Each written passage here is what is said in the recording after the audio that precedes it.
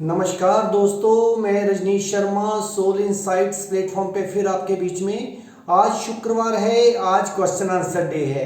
आज बहुत से मित्रों ने बहुत से क्वेश्चंस पूछे हैं, लेकिन मैं उन्हीं क्वेश्चंस का आंसर दूंगा जो बहुत इंपॉर्टेंट हैं और बहुत महत्वपूर्ण है हर एक के लिए। सबसे पहले एक मित्र ने मेरे से ये पूछा है कि मन के बारे में बताइए कि मन की कितनी अवस्थाएं हैं, मन कितने तल पे चलता है या जीता है। तो सुनिए, मन की 3 अवस्थाएं हैं। जब आप कोई शब्द बोलते हैं, जब आप कोई बातें करते हैं, जब आप किसी को कुछ समझाते हैं, जब आप कोई मंत्र पढ़ते हैं, तो तब आप मन के तल पे होते हैं। ये हुआ उसका पहला तल। दूसरा तल होता है जब आप बिल्कुल मूर्छित हो जाते हैं, बिल्कुल बेहोश हो जाते हैं, तो तब आप होते हैं मन के नीचे वाले तल पे। जब आपको कुछ नहीं समझ लगता कि आप क्या कर रहे हैं, क्या नहीं कर रहे, फिर आप बिल्कुल ही मूड हो जाते हैं। मूड का मतलब मूर्ख नहीं, मूड का मतलब जिसको कुछ भी समझ नहीं लगती। उसके बाद है मन के ऊपर का तल, जिसको हम समाधि का तल कहते हैं। उस पे जाके आपके विचार भी खत्म हो जाते हैं, आपकी इच्छाएं भी खत्म हो जाती हैं और आपके अंदर कोई शब्द नहीं गूंजता। तो तब क्या होता है? तब समाधि की असली अवस्था है। लेकिन हमें पूछा गया है कि ये भी बताइए कि मन का प्रयोग जरूरी है। बिल्कुल मन का प्रयोग जरूरी है।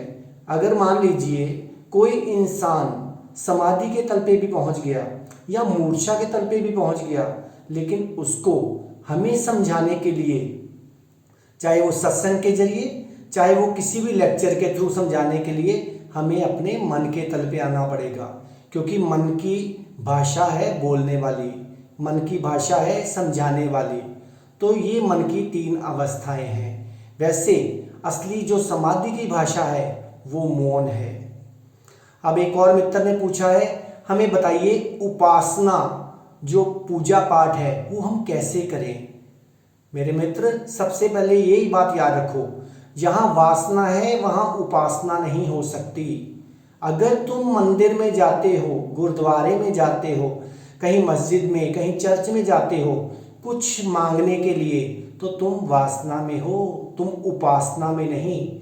उपासना का मतलब होता है प्रभु के पास जाकर बैठना, उसके पास बिल्कुल बिना विचारों के, बिना मांग के बैठना। मैं कहता हूँ इंसान जूते पहन के भी मंदिर में चला जाए, मस्जिद में चला जाए, कहीं भी चला जाए, तो उसको इतना दोष नहीं लगेगा जितना मांगने से लगता है। तो इसलिए यहाँ पे वासना है, वहाँ आप अभी संसार में ही हैं। यहाँ वासना होगी वहाँ उपासना कभी नहीं हो सकती। इसलिए जब भी कहीं धर्म स्थान पे जाइए, बिना वासना के जाइए, क्योंकि वो जानता है आपको क्या चाहिए। जैसे आपके माँ बाप को पता होता है, आपके पिता को पता होता है कि आपको क्या चाहिए, वो जगत पिता है, उसको सब कुछ पता है।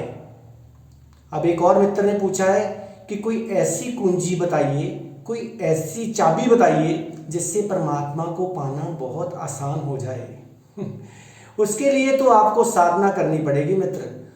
लेकिन मैं ये बताता हूँ, हर गुरुद्वारे के बाहर, हर मस्जिद के बाहर, हर मंदिर के बाहर, हर चर्च के बाहर, हर धर्म स्थान के बाहर अंदर घुसने से पहले ही वो चाबी रख दी गई है।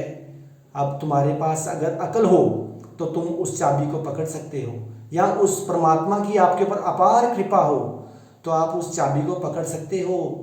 वो गुरु, हमारे गुरु साहिबानों ने, जितने हमारे 10 गुरु हुए हैं, उन्होंने सब ने वो चाबी हर गुरुद्वारे के बाहर रखी हुई है, हर मंदिर के बाहर रखी हुई है, हर मस्जिद के बाहर रखी हुई है, हर चर्च के बाहर, हर धर्म स्थान के बाहर, इवन कि आपके घर के बाहर भी रखी हुई है, ताकि आप उसको पाकर परमात्मा के दर तक पहुंच सको। उसको पाने के लिए प्रयत्न नहीं करना पड़ेगा, सिर्फ अपने आप को शांत रखना पड़ेगा, क्योंकि शांत मन ही उसको पा सकता है। शांत। अब एक और मित्र ने पूछा है कि हमें ये बताइए कि हमें मन्नतें मांगनी चाहिए, क्या मन्नतें मांगने से मन्नतें पूर्ण होती हैं। देखिए, मन्नतें मांगने से पूर्ण होती है कि नहीं होती मैं नहीं जानता हूँ, लेकिन मैं ये जानता हूँ कि जिस भी इष्ट को आप मानते हो, जिस भी गुरु पीर को आप मानते हो, उसके पास जाके सिर्फ धन्यवाद कीजिए, सिर्फ थैंक यू कीजिए।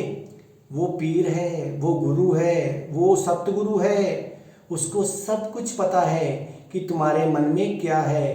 बिन बोलिया ही वो सब कुछ जानता है। कहते हैं ना, बिन बोलिया सब कुछ जानदा, किस आगे कीजिए अरदास। तो इसलिए अरदास करने की जरूरत नहीं है। अब मैं आपको अरदास का मतलब भी समझा दूं। अरदास तो वैसे मौन में होती है, बिल्कुल शांत रह के, जो पिछले सवाल में मैंने आपको बताया है। अरदास का मतलब समझिए, आ फॉर आसरा, रा फॉर राखा, दा फॉर दातार, सा फॉर सहाई। अगर आप शांत हैं, हाथ जोड़कर खड़े हैं, तो आप 2400 घंटे अरदास में हैं। अगर आप झुके हुए हैं तो आप 2400 घंटे अरदास में हैं। अगर आप हमेशा हर एक की हेल्प के लिए खड़े हैं तो आप 2400 घंटे ही अरदास में हैं। तो इसलिए जरूरी नहीं कि आपके मुंह से कोई शब्द निकले तो तभी अरदास होती है। अब एक और मित्र ने पूछा है कि हमें बताइए कि आपने पिछली बार पेड़ों के ऊपर बहुत बोला कि पेड़ लगाइए, पेड़ मत काटिए, क्या पानी को भी सेव करना चाहिए? आपको शायद याद होगा, मैंने पिछले कई एपिसोड पहले पानी के ऊपर बहुत कुछ बोला था। कुछ लोग आप देखते होंगे गाड़ियां धोते हैं खुला पानी छोड़कर। उससे क्या होता है, घर की लक्ष्मी खत्म हो जाती है, पता नहीं चलता। हमेशा एक बाल्टी से धोइए, वो भी 1 हफ्ते के बाद। पानी को वेस्ट मत कीजिए, क्योंकि जल ही जीवन है, जल ही माँ है, जल ही आपको पाल सकता है और कोई नहीं पाल सकता। इसलिए जो लोग घर में, कईयों के घर में देखा है, आरओ लगे होते हैं, आरओ से जो पानी वेस्ट होता है वो इतना वेस्ट करते हैं पानी को। अगर 10 लीटर पानी बना, उसमें से 4 लीटर, 3 लीटर, 5 लीटर वेस्ट हो जाता है। अरे उसको वेस्ट मत कीजिए, उससे घर में आप सफाई कीजिए, पानी को घर की सफाई के लिए इस्तेमाल कीजिए। वैसे तो मैं आरओ के खिलाफ हूँ। क्यों खिलाफ हूँ? क्योंकि जो आरओ है पानी तो बहुत वेस्ट करता है, लेकिन अगर हमने लगाना ही है तो उस वेस्ट पानी को भी इस्तेमाल कीजिए, ताकि हम अपने आने वाली पीढ़ियों को कुछ अच्छा दे के जा सकें। जैसे कि पेड़ जो हैं वो आपको ऑक्सीजन देते हैं, तो जो पानी है ये आपको जीवन देता है। ऑक्सीजन और जीवन दोनों ही हमें चाहिए, क्योंकि ऑक्सीजन के बिना जीवन नहीं है, क्योंकि पानी में भी ऑक्सीजन है, हाइड्रोजन और ऑक्सीजन। तो इसलिए पानी को सेव कीजिए। जो भी पानी वेस्ट करता है उसके मन की शांति खराब हो जाती है, उसके घर के बूढ़े बुजुर्ग बीमार रहना शुरू हो जाते हैं और उसके घर पैसे की कमी आ जाती है। इसलिए मैं तो चाहूँगा कि सारी दुनिया एनवायरनमेंट को क्लीन करने के लिए अपना प्रयत्न करे, पेड़ लगाए, जो पानी वेस्ट करता है उसकी कंप्लेंट करे, ताकि आने वाली पीढ़ियों को बचाया जा सके। लोग सोचते हैं अपना मुंह तो धोते नहीं, नहाते नहीं, लेकिन गाड़ी जरूर धोनी है। गाड़ी चमकती रहनी चाहिए, चाहे बाद में उस चमक के बदले में आपको कितना गहरा अंधकार देखना पड़े।